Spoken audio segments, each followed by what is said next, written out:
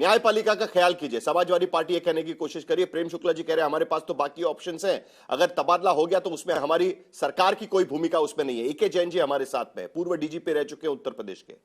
किसी भी मामले में जब सीजेएम इस तरीके के आदेश देंगे कि भाई वहां के जो एएसपी है उनके खिलाफ में मामला दर्ज किया जाए, पुलिस महकमा कह सकता है कि ये जो आदेश दिया गया है वो गलत तरीके से आदेश दिया गया है, हम नहीं मानते कि इस तरीके से होना चाहिए। उनके पास अधिकार है कि वो डिस्ट्रिक्ट जज के पास चले जाए या हाईकोर्ट में चले जाए इस पूरे आदेश को चैलेंज करने के लिए। लेकिन पुलिस प्रशासन की तरफ से या सरकार की तरफ से ये तय करना कि 24 दिसंबर का दो फैसलों के मामले में कि हम एफआईआर ही नहीं करेंगे, ये क्या दिखाता है जैन साहब? क्या ये ऐसा हो सकता है? क्या इससे पहले इस तरीके की घटनाएं कभी हुई है?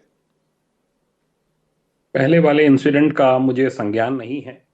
दूसरा जो इंसिडेंट जिसके ऊपर की अनुज चौधरी, अनुज तोमर व अन्य पे मुकदमा दर्ज करने के आदेश किए गए हैं, वो आदेश मैंने भी पढ़ा है। Police it is very much with in its rights कि वो उसको चैलेंज करे। अगर पुलिस उस आदेश से सहमत नहीं है, ये पावर बीएनएसएस के तहत हमको है। कोई भी जो दोषी ठहराया जाता है, सजाएं होती हैं, ऊपरी अदालत में उसको चैलेंज करता है। अगर इसमें जो आदेश कुड़की इसमें मुकदमा दर्ज करने का दिया गया है, अगर उसके खिलाफ उसको चैलेंज किया जाता है उच्च हायर कोर्ट में, इसमें कोई आपत्तिजनक बात नहीं है। ये बहुत बार हुआ है। कई बार पुलिसकर्मियों के ऊपर मुकदमे दर्ज करने के आदेश जुडिशियल ऑफिसर्स के द्वारा दिए गए हैं। हर गवर्नमेंट में ऐसा हुआ है, और उनको अगर ये माना गया है कि ये गलत आदेश हुआ है, इसमें तथ्य नहीं है, तो उनको चैलेंज करने की पूरी पावर है, और टाइम फ्रेम के अंदर उनको उसको चैलेंज कर सकते हैं। लेकिन फिर आप जिस तरीके से ये यहां पर टाइम फ्रेम, एक दूसरा टाइम फ्रेम यहां पर दिख रहा है। आपने कहा कि पहले मामले का संज्ञान आपको नहीं है। 24 दिसंबर को एक फैसला दिया गया था जिसमें यह कहा गया था कि जो एनकाउंटर किया गया था 2022 में, इसमें जिस व्यक्ति का एनकाउंटर किया गया, जिस आरोपी का एनकाउंटर किया गया, वो उस पर जो आरोप था चोरी का, उस दिन तो वो दरअसल उत्तर प्रदेश पुलिस के ही बदायूं में एक जेल में अंदर भर्ती किया गया था, उसको वहां पर गिरफ्तारी की गई थी, और उसके बावजूद उसी दिन उसका इनकाउंटर दिखाया गया। उसके बावजूद उसके बाद उसके जो रिश्तेदार है वो अदालत में गए, और उसके बाद सीजेएम वहां पर फैसला देते हैं कि नहीं भाई ये तो गलत है, इस पर एफआईआर करिए, जांच की जाए। उसके बाद 12 जनवरी को दूसरा फैसला दिया जाता है। 7 दिन हो जाते हैं, हाईकोर्ट में कोई दरवाजा खटखटा नहीं जाता। आप सही कह रहे हैं कि उनके पास अधिकार होता है, लेकिन कोई हाईकोर्ट नहीं जाया जाता। और उसके बाद वहां के जो सीजेएम है हिमांशु सुधीर, उनका तबादला हो जाता है हाईकोर्ट के आदेश के बाद। ये पूरा जो टाइम फ्रेम हम यहां पर दिखा रहे हैं वो क्या दिखाता है? मैं हाईकोर्ट के फैसले के ऊपर, ऑनरेबल हाईकोर्ट के फैसले के ऊपर कोई टिप्पणी नहीं करना चाहता हूं। उनके द्वारा मेरिट पे जो ट्रांसफर किया गया है, रजिस्ट्रार जनरल ही उसका जवाब दे पाएंगे। ये उस पे मेरा बोलना कतई भी शोभनीय नहीं है। रही बात इसकी जो आपने कहा, पुलिस को पावर है। बहुत से मुकदमे पुलिस के ऊपर मेरी 36 साल की सर्विस में दर्ज हुए हैं। बहुत से मुकदमों में पुलिस जो है उन फैसलों के खिलाफ हायर कोर्ट में गई है। हायर कोर्ट मेरिट के ऊपर उसकी सुनवाई करेगा। हायर कोर्ट मेरिट के ऊपर उसको सुनेगा, पूरे केस को, उसमें गवाही नोट करेगा, और जो उसका फैसला होगा वो मान्य होगा। 10 सेकेंड अनुराग भदौरिया, सुना आपने? 10 सेकेंड मैं डीजीपी साहब से बस इतना महिमा सिंह जी के पास जाना है। मैं डीजीपी साहब से इतना ही पूछना चाहता हूं कि आपसे उन्होंने सीधा सवाल पूछा कि जेल के अंदर में कोई अपराधी है तो उसका इनकाउंटर बाहर कैसे हो गया। इस पे आप जवाब क्यों नहीं देना चाह रहे हैं? आप तो पुलिस अधिकारी रहे हैं, क्या ऐसा संभव हो सकता है कि कोई अपराधी जेल में हो, बाहर इनकाउंटर हो जाए? आप ही बता दीजिए इसका जवाब। मैंने कहा यही सवाल तो पूछ रहे हैं बार बार। उसके कोई फैक्ट्स नहीं पता है। यही सवाल पूछ रहे हैं। मुझे नहीं पता कौन अपराधी जेल में था, किस नाम से जेल में बंद था, वो बंद था, कोई और बंद था। मैं उस पे कैसे टिप्पणी कर सकता हूं अनुराग जी, जबकि मुझे उसकी जानकारी नहीं। अगर इस शो से पहले मुझे बताया होगा तो मैं पूरा उसकी जानकारी करके तब शो पे आता। नहीं सर, चलिए सर, एक मिनट अनुराग जी, नहीं अनुराग जी एक मिनट प्लीज। मैंने आपको मौका दिया, आपने सवाल पूछ लिया, आपने जो पूछा उसका उन्होंने जवाब दे दिया। उन्हें उस स्पेसिफिक केस की जानकारी नहीं है, वो कहने की कोशिश कर रहे हैं। लेकिन एडवोकेट महिमा सिंह, क्या ये टेक्निकल मुद्दा है या राजनीतिक मुद्दा है? क्योंकि जिस एएसपी की हम बात कर रहे हैं, अनुज चौधरी, उनके खिलाफ विपक्ष पहले से लामबंद था। इससे पहले भी उनके जो कुछ बयान थे उसको लेकर भी समाजवादी पार्टी और कांग्रेस की तरफ से भी कई बार बयान दिए गए थे, खास करके संभल में ईद के दिन और उसके साथ साथ होली के त्योहार के दिन भी जिस तरीके से पूरा एक जमावड़ा निकला था, उस वक्त उनका बयान कि खीर खाएंगे तो गुजिया भी खानी पड़ेगी, उस पूरे मामले को लेकर कई सारी राजनीति पहले भी हो चुकी है। तो यह मामला टेक्निकल मुद्दा के तौर पर देखना चाहिए या राजनीतिक मुद्दे के तौर पर देखना चाहिए? कांग्रेस पार्टी इस पूरे मामले में राजनीति किस तरीके से देखती है? जय हिंद। सदा अम्बालवी बहुत खूब कहती हैं साहिल जी कि कोर्ट कचहरी में क्या होगा, कौन लिखेगा रपट, यहां जिसने कत्ल कराया उसका हाकिम से याराना है। मैं कांग्रेस पार्टी की प्रवक्ता होने के साथ साथ वकील भी हूं, इसलिए आपको राजनीतिक और टेक्निकल दोनों पहलू बता देती हूं। और पिछले 11 साल से जो जुडिशरी की यात्रा हमने इस देश के अंदर देखी है वो भी बता देती हूं। लेकिन उससे पहले आपने बहुत विस्तार से इस पूरी कड़ी की चर्चा की।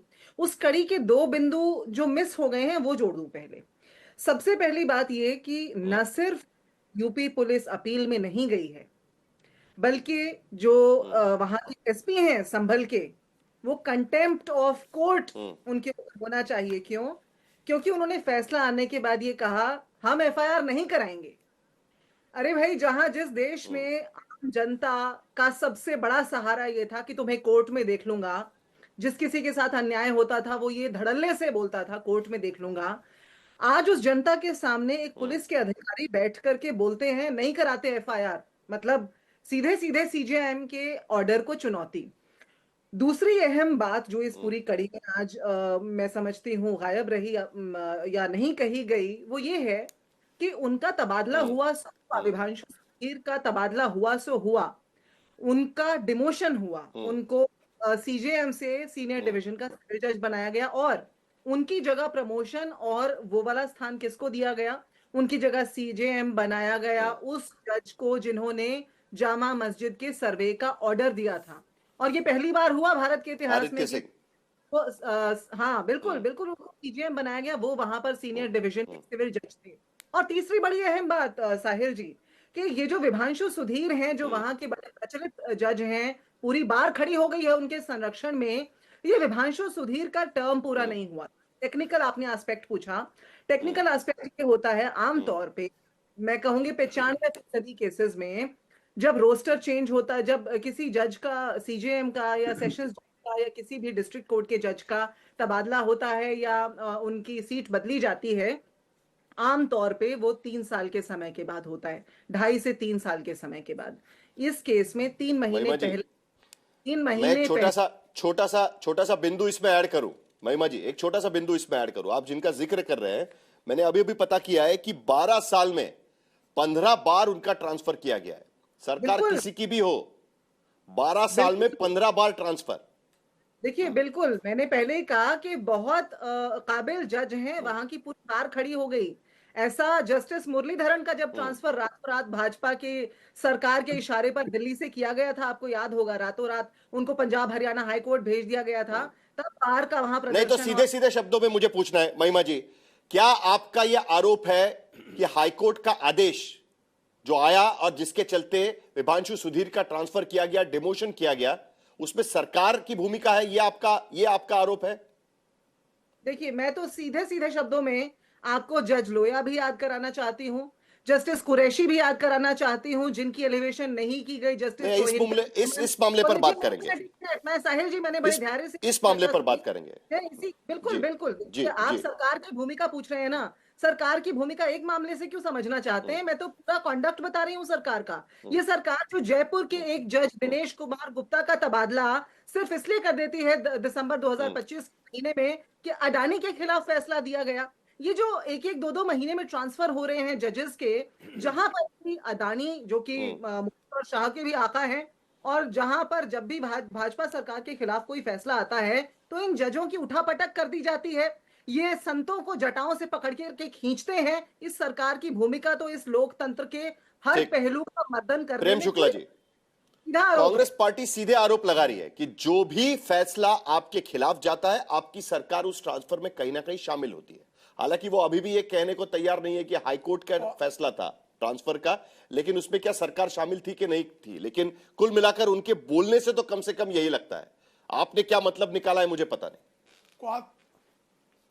क्वात्रोकी के बगल बच्चे कांग्रेसी जो हैं, जिन्होंने कमिटेड जुडिशरी बनाने का दुष्कर्म किया था, जिन्होंने चीफ जस्टिस ऑफ, अभी अडानी बता रही थी ना, अडानी का बॉस क्वात्रोकी के टुकड़ों पर पलने वाले, अडानी का नाम ले रही थी ना, अभी अडानी का नाम ले रही थी ना, क्वात्रोकी का नाम लेते मिर्ची लग गई, क्वात्रोकी का नाम लेते मिर्ची लग गई, अडानी का नाम ले रही थी ना, बदतमीज महिला है, बदतमीजी कर रही थी ना महिला, अभी जैसे क्वात्रोकी का नाम ले लिया। बहुत अच्छा है आपने राहुल गांधी के अब्बा का नाम ले लिया इसलिए चिल्ला रही है, राहुल गांधी के आका का नाम ले लिया इसलिए चिल्ला रही है, सब जानते हैं राहुल गांधी के आका का नाम ले लिया, उनकी अम्मा बहुत अच्छा है, और बॉस का नाम ले लिया इसलिए चिल्ला रही है। एक दूसरे पर व्यक्तिगत टिप्पणी करने के बजाय मैं दोनों से रिक्वेस्ट करता हूं, नहीं महिमा जी एक मिनट, मैं दोनों से रिक्वेस्ट करता हूं कि एक दूसरे पर व्यक्तिगत टिप्पणी करने के बजाय जो वाइडर मुद्दा जो मैंने पेश किया उस पर हम बात करेंगे, और शब्दों की मर्यादा सभी को रखनी चाहिए, और मैं किसी को रोक नहीं रहा हूं इसमें,